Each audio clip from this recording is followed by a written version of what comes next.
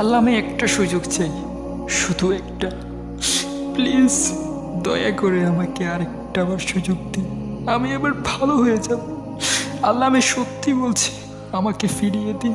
আমি সৎকর্মশীলদের অন্তর্ভুক্ত হয়ে যাব, নিয়মিত 5 ওয়াক্ত সালাত আদায় করব, পাপ থেকে নিজেকে সংযত রাখবো।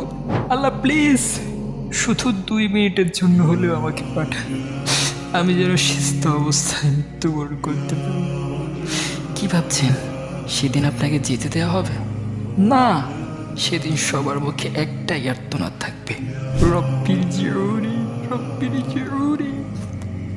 আল্লাহ আমায় আবার ফেরত পাঠান, আবার ফেরত পাঠান। তখন কিন্তু কেঁদে কোনো লাভ নেই। তাহলে জীবিত থাকা অবস্থায় কাঁদো, সিজদায় পড়ে অঝরে কাঁদো, দেখবে তোমার চোখের পানি সেই বিশাল জাহান্নামের আগুন নিভিয়ে দিয়েছে।